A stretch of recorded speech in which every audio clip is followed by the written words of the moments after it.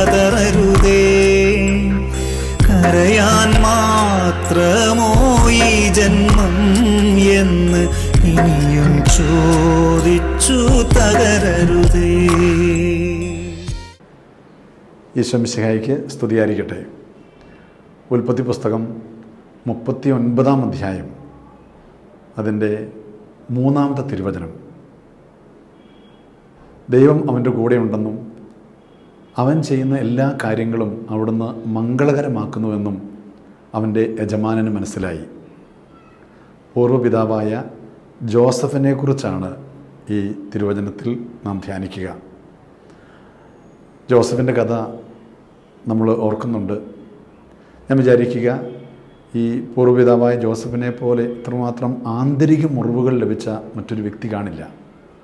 സ്വന്തം കുടുംബത്തിൽ നിന്നാണ് അദ്ദേഹത്തിന് ഈ ബുദ്ധിമുട്ടുകളൊക്കെ ഉണ്ടായത്. നമുക്കറിയാം, നമ്മളൊത്തിരി സ്നേഹിക്കുന്ന പ്രിയപ്പെട്ടവരിൽ നിന്ന് ഏതെങ്കിലും തരത്തിലുള്ള വേദനകൾ ലഭിക്കുമ്പോൾ അതിൻ്റെ ആഴം, അതിൻ്റെ ആധിക്യം വളരെ വലുതാണ്. ഇതുപോലെ ജോസഫിൻ്റെ കുടുംബത്തിൽ നിന്ന് തൻ്റെ കൂടപ്പിറപ്പുകൾ അവനോട് വളരെ നീചമായിട്ട് ക്രൂരമായിട്ട് പെരുമാറുകയാണ്. അദ്ദേഹത്തെ അസൂയ നിമിത്തം പൊട്ടക്കിണറ്റിലേക്ക് വലിച്ചെറിയുന്നു. അവിടുന്ന് പിന്നീട് എടുത്ത് വിറ്റ് കാശ് വാങ്ങിക്കുകയാണ്. അപ്പോൾ ഇത്രമാത്രം വേദനകളിലൂടെ കടന്നുപോയ ജോസഫ്, ആ ജോസഫിനെ കുറിച്ചാണ് പറഞ്ഞത്, അദ്ദേഹത്തിൻ്റെ കൂടെ ദൈവമുണ്ട്. അതുകൊണ്ട് അദ്ദേഹം ചെയ്യുന്ന എല്ലാ കാര്യങ്ങളും മംഗളകരമായിട്ട് മാറി. അപ്പോൾ ഇത്രമാത്രം വേദന നിറഞ്ഞ അനുഭവങ്ങളോടെ കടന്നു പോയിട്ടും ദൈവത്തിൽ നിന്ന് അദ്ദേഹം അകന്നു പോയില്ല. ദൈവത്തിൻ്റെ കരം പിടിച്ചുകൊണ്ട് അദ്ദേഹം യാത്ര ചെയ്തു. ആ യാത്ര അനേകർക്ക് അനുഗ്രഹമായിട്ട് പ്രകാശമായിട്ട് മാറുകയാണ്. പ്രിയപ്പെട്ടവരെ, ഇപ്പോൾ ജോസഫിൻ്റെ ജീവിതം നമുക്ക് നൽകുന്ന വലിയൊരു സന്ദേശമുണ്ട്. നമ്മുടെയും ജീവിതയാത്രയിൽ നമുക്ക് ചില വേദനകൾ, തിക്താനുഭവങ്ങൾ, തിരിച്ചടികളൊക്കെ ഉണ്ടാകാം. ഒരു പക്ഷേ അതൊക്കെ ചില പരീക്ഷണങ്ങളായിരിക്കാം. എല്ലാ കാര്യങ്ങളും നമ്മൾ ആഗ്രഹിക്കുന്ന പോലെ നടക്കുമ്പോൾ, നമ്മൾ പ്രാർത്ഥിക്കുന്ന കാര്യങ്ങളെല്ലാം അതുപോലെ സഫലമായി കിട്ടുമ്പോൾ ദൈവത്തിന് നന്ദി പറയാനും ദൈവത്തെ സ്തുതിക്കാനും ആരാധിക്കാനൊക്കെ എല്ലാവർക്കും പറ്റും. വേദന നിറഞ്ഞ അനുഭവങ്ങളുണ്ടാകുമ്പോൾ, സഹനപാതയിലൂടെ കടന്നു പോകുമ്പോൾ എങ്ങനെയായിരിക്കും നമ്മൾ പ്രതികരിക്കുന്നത്? ഈ ജോസഫിനെ പോലെ ദൈവത്തോട് ചേർന്ന് നിൽക്കുവാൻ, ദൈവത്തിൻ്റെ കരം പിടിച്ചുകൊണ്ട് നിൽക്കാൻ നമുക്ക് സാധിക്കുന്നുണ്ടോ? അങ്ങനെ നമുക്ക് സാധിക്കുമ്പോൾ നമ്മൾ ചെയ്യുന്ന എല്ലാ കാര്യങ്ങളും മംഗളകരമായിട്ട് മാറും.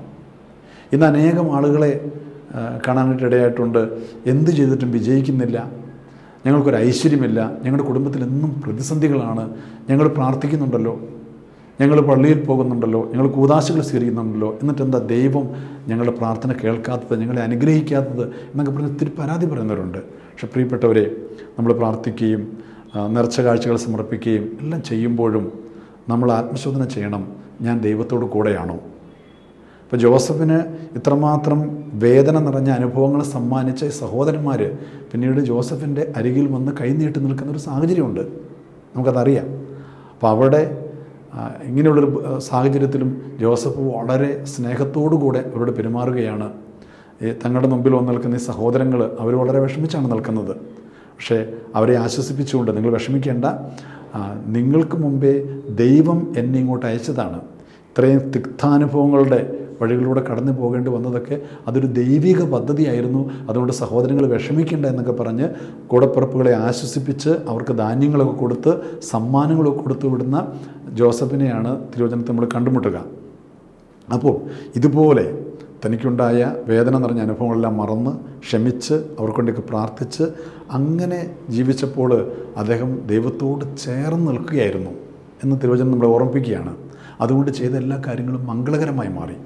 പ്രിയപ്പെട്ടവരെ, ഈ വചനം വായിച്ച് മുമ്പോട്ട് പോകുമ്പോൾ നമുക്ക് കാണാം, അപ്പം അങ്ങനെ ജോസഫ് ചെയ്യുന്ന എല്ലാ കാര്യങ്ങളും മംഗളകരമായി മാറുന്നു എന്നൊക്കെ മനസ്സിലായപ്പോൾ അദ്ദേഹത്തിൻ്റെ യജമാനൊരു കാര്യം ചെയ്തു.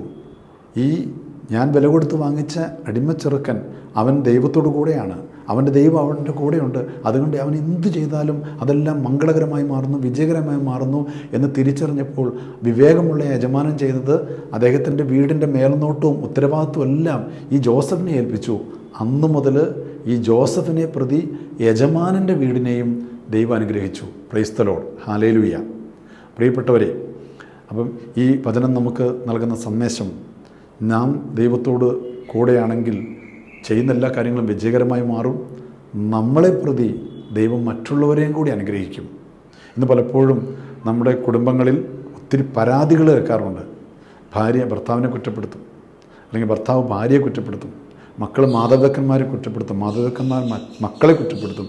അവർ കാരണമാണ് കുടുംബത്തിലെ പരാജയം, അവരാണ് ഇതിൻ്റെ എല്ലാം കാരണക്കാർ. പ്രിയപ്പെട്ടവരെ, മറ്റുള്ളവരുടെ കുറവുകൾ, പോരായ്മകൾ എന്തുമാകട്ടെ, ഞാൻ ദൈവത്തോട് കൂടെയാണെങ്കിൽ, ഞാൻ ദൈവകൃപയിലാണെങ്കിൽ എന്നെ പ്രതി ദൈവം നമ്മുടെ കുടുംബത്തെ അനുഗ്രഹിക്കും, മറ്റുള്ളവരെ അനുഗ്രഹിക്കും. ഈ വചനം നമുക്ക് വലിയ പ്രകാശമായി മാറണം. മറ്റുള്ളവരുടെ കുറവുകളിലേക്ക് നോക്കാതെ നമുക്ക് നമ്മളെ തന്നെ കൂടുതൽ വിശദീകരിച്ച് തമ്പുരാനോട് ചേർന്ന് നിൽക്കാം.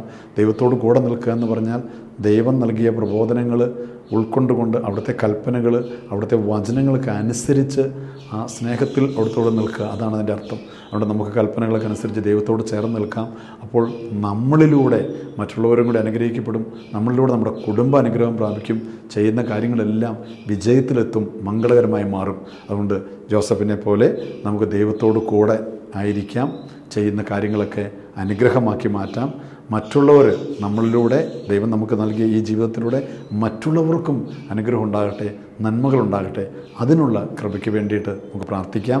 നമുക്ക് ഈ നോമ്പ് കാലത്ത് നമ്മളെടുക്കുന്ന പരിത്യാഗ പ്രവൃത്തികളും ഉപവാസവും അതുപോലെ നമ്മൾ ചെയ്യുന്ന ദാനധർമ്മങ്ങളൊക്കെ ഇതുപോലെ നമ്മളുടെ ദൈവത്തിൽ നിന്ന് അകറ്റുന്ന നമ്മുടെ പാപ അവസ്ഥകൾ, ബലഹീനതകളൊക്കെ മാറ്റി തമ്പുരാനോട് ചേർന്ന് നിൽക്കുവാൻ, തമ്പുരാനോട് കൂടുതൽ അടുത്ത് നിൽക്കാനായിട്ട് നമ്മളെ കൂടുതൽ യോഗ്യരാകട്ടെ. നമുക്കതിനായിട്ട് പ്രാർത്ഥിക്കാം. നമ്മുടെ ജീവിതം ഒരു അനുഗ്രഹമായി മാറട്ടെ. എല്ലാവർക്കും എല്ലാ ദൈവാനുഗ്രഹങ്ങളും ആശംസിക്കുന്നു.